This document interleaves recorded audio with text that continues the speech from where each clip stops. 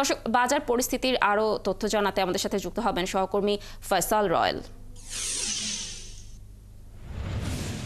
Royal, শুক্রবারের বাজারে পেঁয়াজ ও আলুর দাম কেমন দেখছেন? এছাড়া মুরগি সহ মাছ মাংসের দাম কতটা বাড়লো, কি বলছেন ক্রেতা বিক্রেতারা, জানাবেন।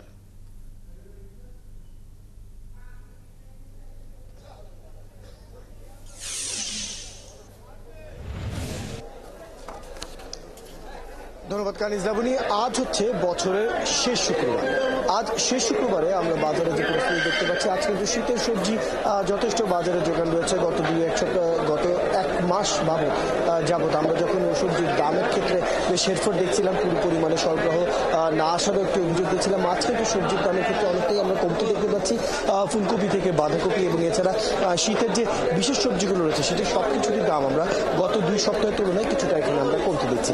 বিক্রেতারা বলছেন যথেষ্ট সরবরাহ রয়েছে এবং ক্রেতারাও প্রচুর কেনাকাটা করছেন। শীতের সবজি নিয়ে সাধারণত এই সময়টাতে ক্রেতাদের একটি বাড়তি আগ্রহ থাকে এবং তার বদলেতে চাহিদাও কিন্তু বেশি এবং তার সাথে সরবরাহটা যথাসাধ্য এই যে সামঞ্জস্যতাপূর্ণ অবস্থা থাকার কারণে কিন্তু আমরা দেখতে পাচ্ছি সবজির যে দামের বর্তমান পরিস্থিতি সেটা অনেকটাই কমে এসেছে। তবে সেক্ষেত্রে এইসব শীতের সবজি ছাড়াও কিছু কিছু সবজির কিন্তু দাম আমরা দেখছি এখনো বাড়তি রয়েছে, যেটি মূলত শীতের সবজি নয়, সেগুলোর দাম কিন্তু আমরা অনেকটাই বাড়তি দেখছি। এছাড়াও টমেটোর দামও আমরা গত সপ্তাহের তুলনায় কিছুটা কমার যে পরিস্থিতি সেটা কিন্তু এই মুহূর্তে আমরা দেখতে পাচ্ছি।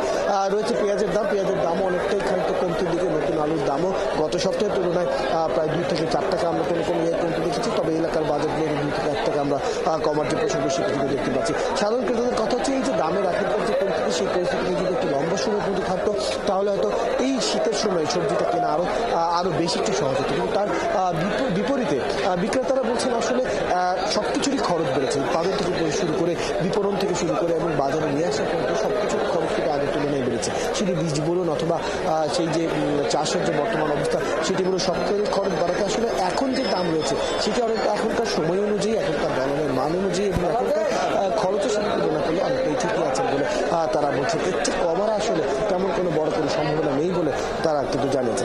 আজকের বাজার আমরা যদি মুদি পণ্যের দিকে দেখি, মুদি পণ্যের ক্ষেত্রে আমরা কিন্তু চালের দাম আগের থেকে বাড়তে দেখেছি। গত সপ্তাহ আমরা 2 থেকে 4 টাকায় চালের প্রতিটা কেজিতে আমরা বাড়তে দেখছি। আজকে তো ডালের দামও বেড়েছে। ডালের দাম মূলত বেড়েছে আমদানির যে একটি প্রসঙ্গ রয়েছে সেটিকে কেন্দ্র করে বলা হচ্ছে ডালের আমদানি আগে থেকে কিছুটা কম হয়েছে, যে কারণে বাজারে সরবরাহ কম এবং যার সাথে তাল মিলিয়ে আসলে দামটা অনেকটাই বাড়তি রয়েছে।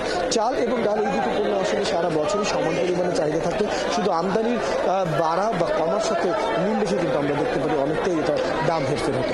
এছাড়া সামনে রমজান রয়েছে, আগামী 2 থেকে 3 মাসের জন্য আমরা মশলার দাম গত 2 সপ্তাহ ধরে বাড়তে দেখছি, আগামী 2-3 সপ্তাহ আসলে বাড়বে। এটি একটি চক্রাকার পদ্ধতি। প্রতি বছরই এই সময়টাতে আমরা দেখি একটু করে মশলার দাম বাড়তে থাকে। তারপরে রমজান মাসের দিকে গিয়ে আমরা তখন দেখি একটু বেশি পরিমাণে দাম কিন্তু আসলে সেদিকে বাড়তে থাকছে। এছাড়া মাছের বাজারে আমরা দামের কিছুটা বাড়তি এই পর্যন্ত দেখতে পাচ্ছি। মূলত শীতের সময়ে চাহিদা কমে যায় মাছের, এছাড়া মাছের যোগানও কিন্তু অনেকটাই কম থাকে। তো সেই তুলনায় মাছের দাম খানিকটা বেশি রয়েছেন এবং মুরগির দাম বেড়েছে।